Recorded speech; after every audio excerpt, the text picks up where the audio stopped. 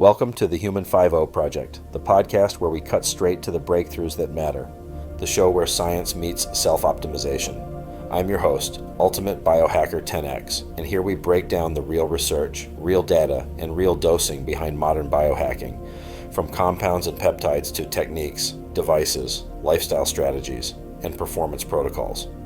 Most people jump in and jump out before they get the gold, so we're keeping it tight and delivering the essential insights you need without the fluff. If you've taken the time to hit play, we'll make sure you walk away with valuable knowledge that can transform your approach to longevity, health optimization, and beyond. Every athlete hits the wall. Not the "I'm tired" wall, the ceiling. You dial training, you track macros, you sleep like a monk, you periodize like a mad scientist. And still, your body refuses to grow past a certain point. That ceiling has a name: myostatin. Myostatin is your body's built-in muscle governor, a biological speed limiter. It exists for a reason, so you don't turn into a walking metabolic disaster.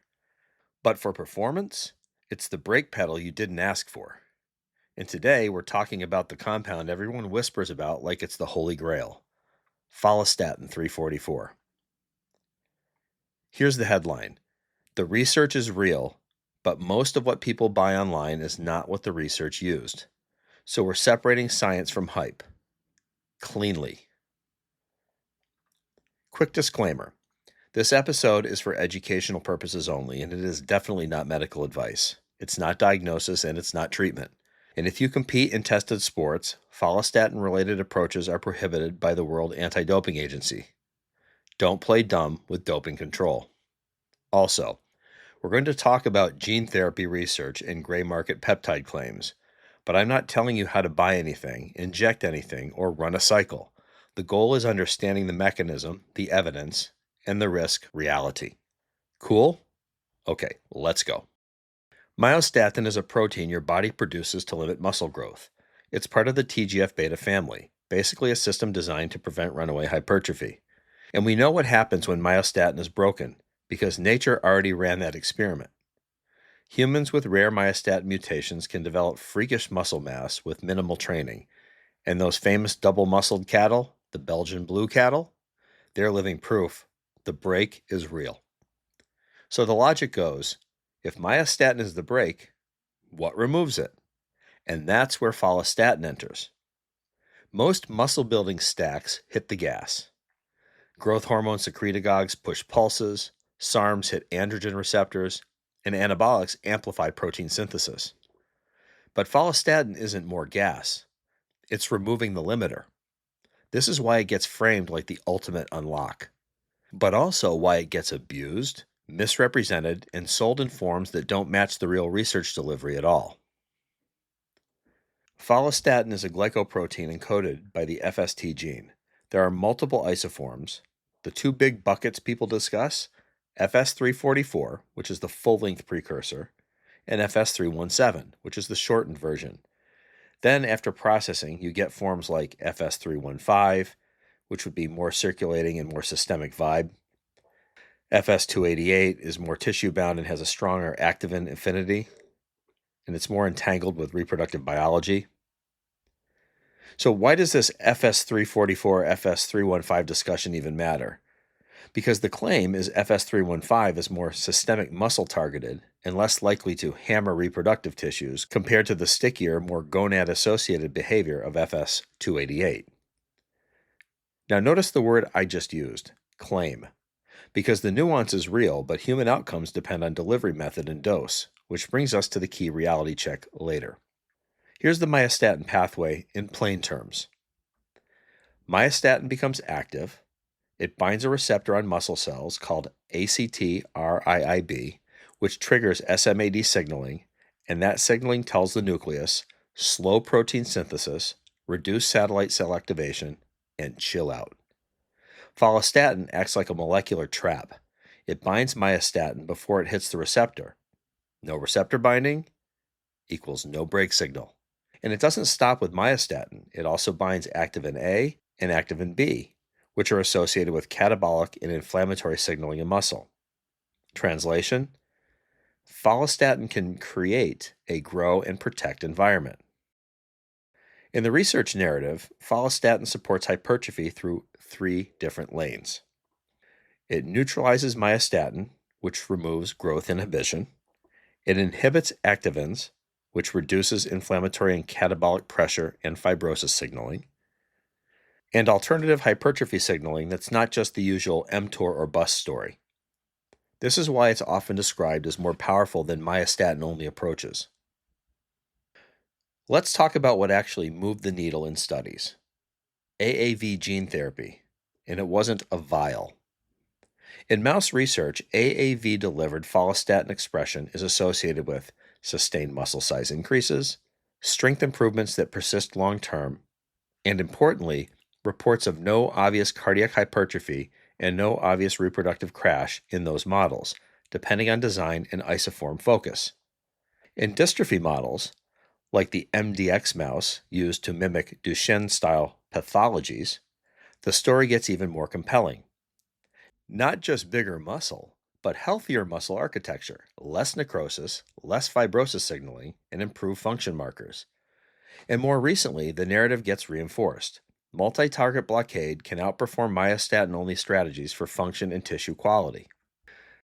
Then you get the primate work, the cynomolgus macaque, which is where the hype really ignites. The key idea people repeat: single administration of AAV delivery, meaningful muscle size and strength improvements, and durability over many months.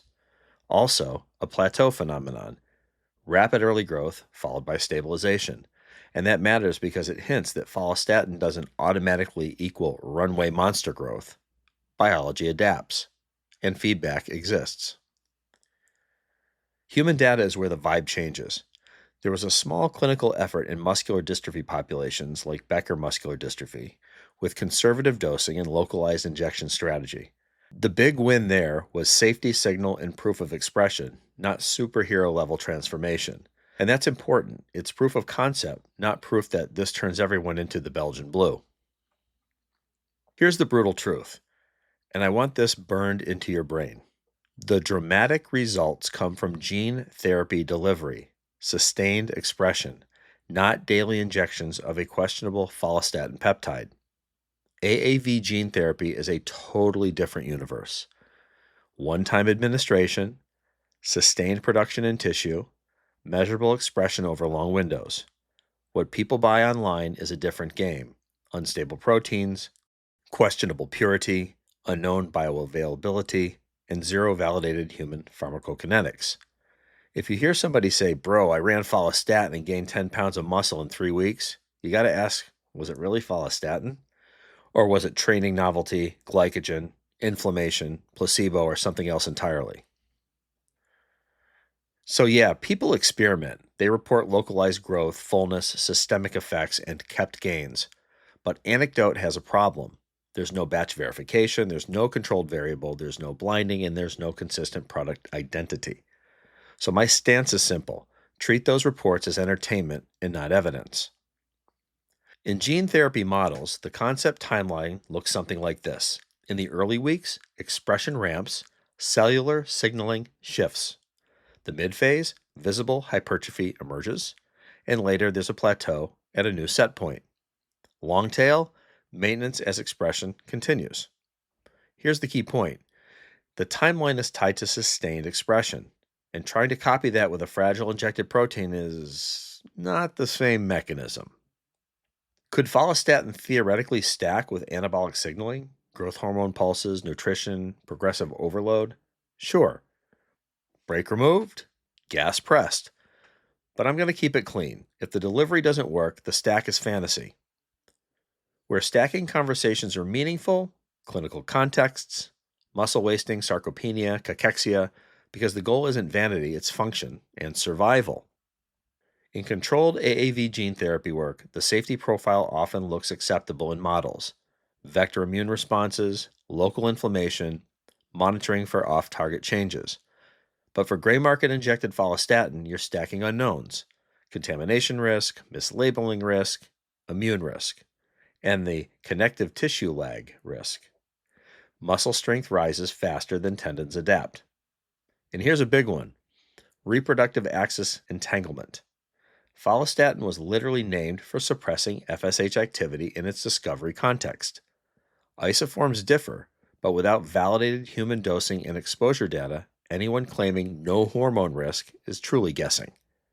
Also, if you have active cancer, complex endocrine disorders, autoimmune issues, or cardiovascular disease, this is not a playground topic. This is talk to a real clinician and probably don't even think about this at all. A brief bit here on why the market is such a mess. I'm going to keep this simple. There's no robust, standardized, regulated supply chain for injectable follistatin peptides in consumer land.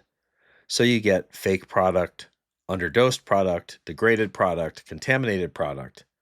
And sure, you probably do get some good product as well. And that's not fear-mongering. That's the reality of selling fragile biologics without proper oversight. The biggest promise here isn't beach muscles. It's muscular dystrophy, it's age-related sarcopenia, it's cachexia, and it's preserving function.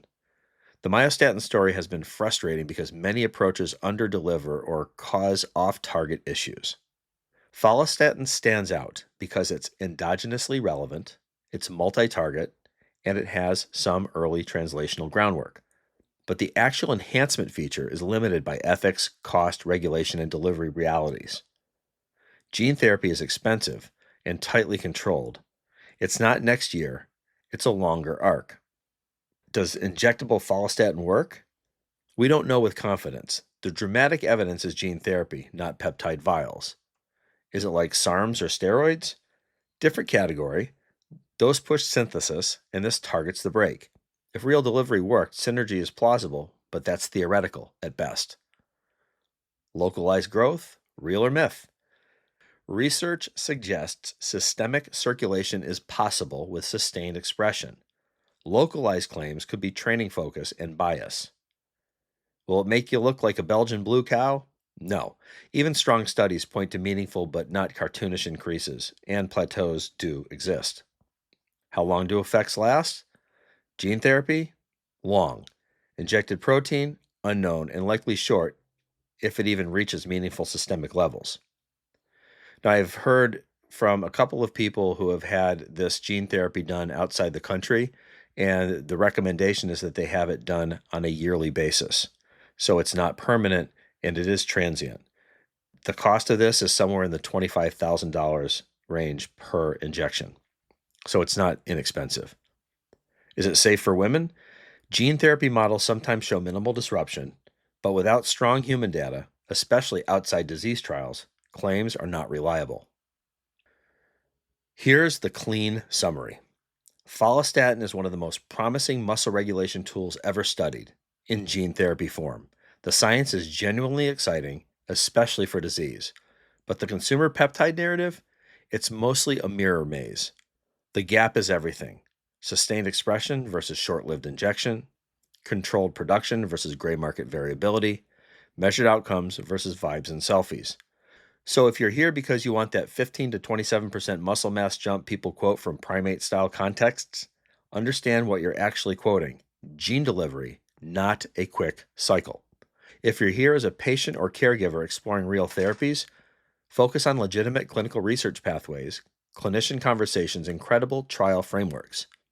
And if you are here as a performance person, the most anabolic signal is still the boring one: progressive overload, protein sufficiency, recovery discipline, and consistency that survives your mood.